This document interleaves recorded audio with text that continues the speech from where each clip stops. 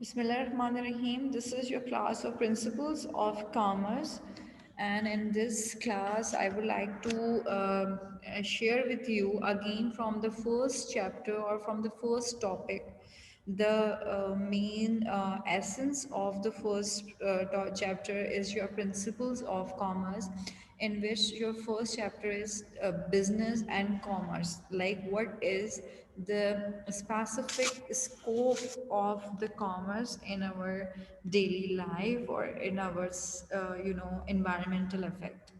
If I talk about the commerce and its scope, the commerce is basically depend upon the production, the manufacturing, and the demands of buyers and the sellers. अगर हम बात कर रहे हैं बेटे commerce में, तो सबसे पहले हमारे पास जो कमोडिटीज़ होती हैं उनकी अवेलेबिलिटी होनी चाहिए. So first of all the availability of the product की जब हम बात करते हैं तो हमारे पास अवेलेबिलिटी ऑफ द प्रोडक्ट में आ जाती है आपके पास रॉ मटेरियल. ठीक है. उस रॉ मटेरियल की मैन्युफैक्चरिंग को जिसमें हम लोग यूज़ करते हैं कंजम्पशन. ये एरोज आपको दिखा रहे हैं कि रॉ मटेरियल का कंज्यूम्ड होना, इस मीन्स उसकी कंजम्पशन जो है वो बहुत एसेंशियल फैक्टर है हमारे पास. I am entering the students, wait for a while please. Yes. Okay, then first your raw material is in your hand, then we consume that raw material in the manufacturing and in the utilization, and after that your production or your manufacturing is done. So this will be your first scope of your commerce. जितने भी lectures हैं उनको please kindly अपने पास registers में इनके out कर लिया कीजिए, so that you can get the lecture well. अच्छा, उसके बाद मुझे जो फर्स्ट पॉइंट था आपके साथ डिस्कस करना था, वेट फॉर अ वाइल, वो फर्स्ट पॉइंट क्या है हमारे पास, वो ये वाला है. ठीक है. The definition of your commerce, जो भी आप लोगों को एग्जामिनेशन पर्सपेक्टिव से यूजली पूछा जाता है, जो आप लोग को अभी आपके एग्जाम्स में पूछा गया था कि write the definitions of commerce. So उसका जो अप्रोप्रिएट आंसर्स थे, वो अप्रोप्रिएट आंसर्स मैंने आज के लेक्चर्स में आप लोगों के साथ शेयर करने हैं. Number one, the buying and selling of goods. मुझे ये वाली vocabulary, the vocabulary which is mention right now, should be in your exam pattern. जो भी आपकी नोटबुक है, एग्ज़ाम कॉपी है, उसमें ये वर्ड्स होने चाहिए, ये वोकेबलरी होनी चाहिए. The buying and selling of goods, especially on a large scale as between the cities and nations. So commerce is all around. हम कहते हैं हमारे इर्द गिर्द सब जगह कॉमर्स है. ठीक है. तो वो कॉमर्स किस तरह है, बिकॉज एवरीवन के किसी ने कोई ना कोई चीज़ खरीदी है या उसको बेचा है. So buying and selling of goods on a large scale, और वो हमारी सिटीज़ और नेशंस में ग्रो करता है. Then we have interchange of goods and commodities. हमारे पास जो कमोडिटीज़ और गुड्स हैं वो इंटरचेंज हो रहे हैं. ठीक है. उनकी एक्सचेंज ऑफ कमोडिटीज़, जैसे हम कहते हैं इंटरचेंज को, एक्सचेंज ऑफ कमोडिटीज़ है. One person is your buyer and other one is your seller, तो उसको हम इंटरचेंज ऑफ गुड्स और कमोडिटीज़ कहते हैं between different countries.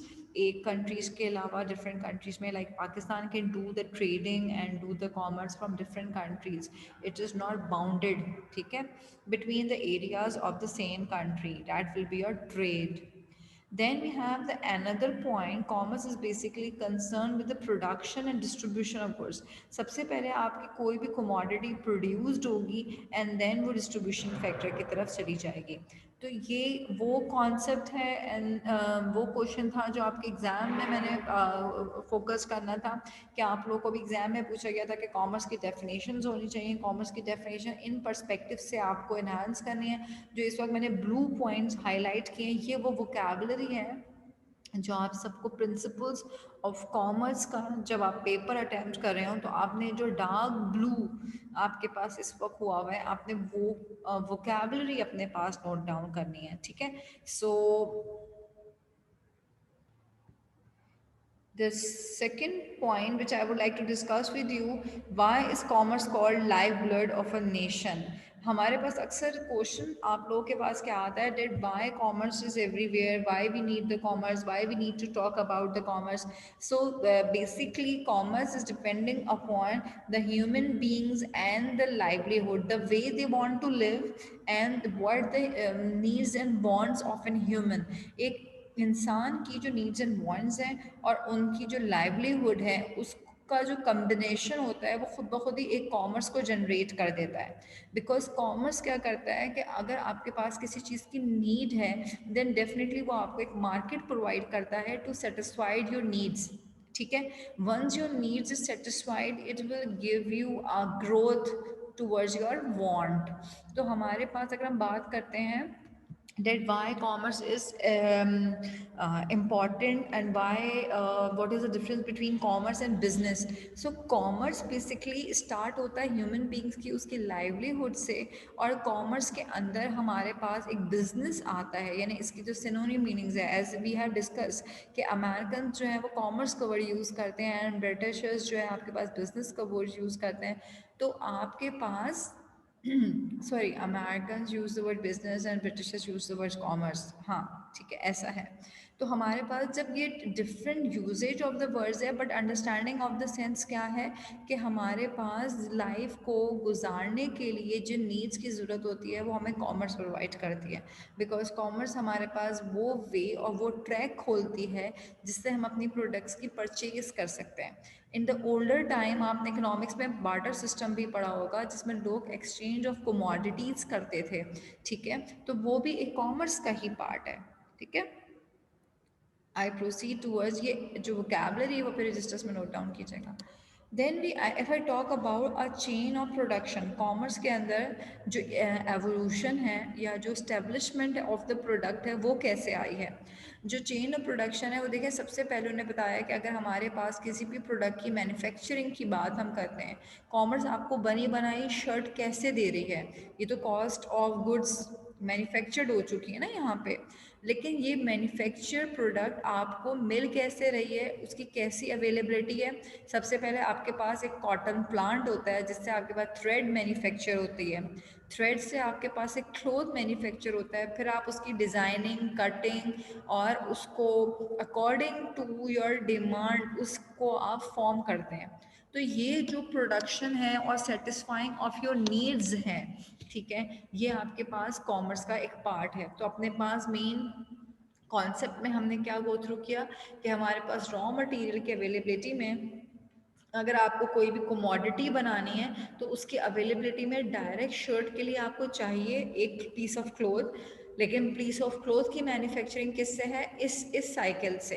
Like from the plant of cotton you made a thread and thread makes a cloth and cloth forms your dress और your desired commodity. So commerce हमारे पास ये बताता है कि फ्रॉम द डे वन हमने काम किस तरह शुरू करना है और वो डे 10 पे आपको मैन्युफैक्चर प्रोडक्ट किस तरह अवेलेबल होगी। क्लियर है? Then next I have the quotation on commerce. Quotation on commerce is the term commerce embodies all the operations connected with the act of exchange of goods and services. अच्छा, जब भी हम ये बात करते हैं the term commerce की हम बात कर रहे हैं, commerce की इतनी exercises को हम go through कर चुके हैं।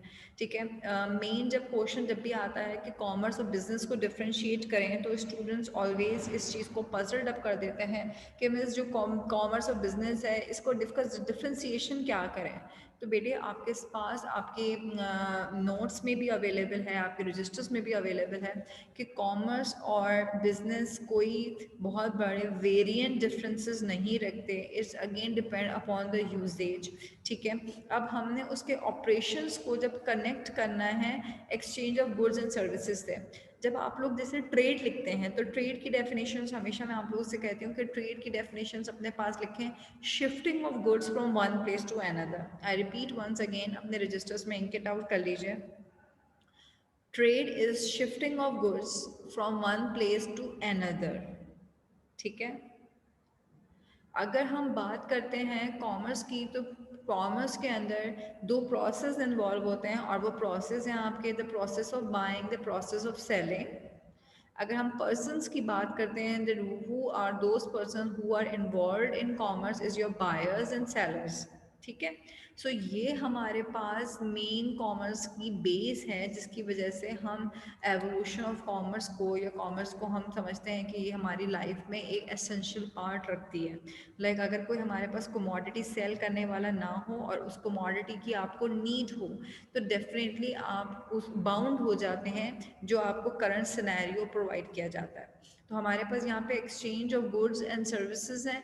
Exchange of goods and services के टर्म हम डिफरेंट वेज में बायर्स एंड सेलर्स में भी यूज़ करते हैं, ट्रेड में भी यूज़ कर रहे होते हैं, ठीक है, जिसको हम shifting of goods from one place to another बात करते हैं।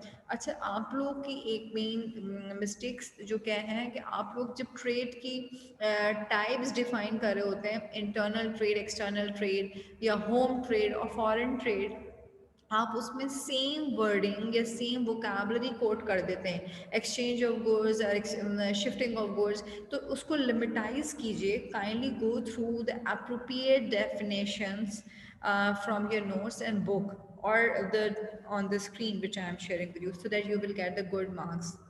सो यहाँ के वोकेबलरी में आप लोगों को बता देती हूँ अभी यहाँ से हाईलाइट करके। Commerce is basically operation connected with the act of exchange of goods.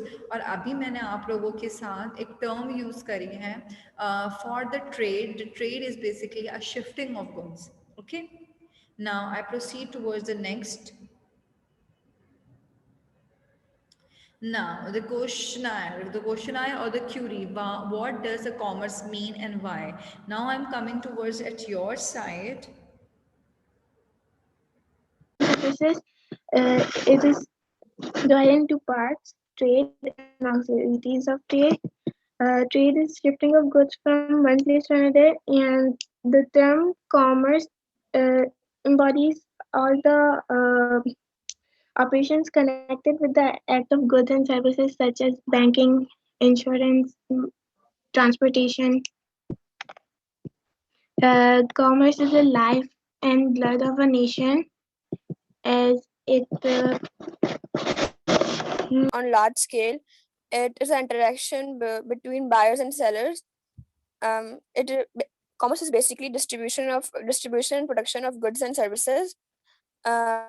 Britishers use the word commerce, and Americans use the term business. The exchange of goods and services on large scale is called commerce, and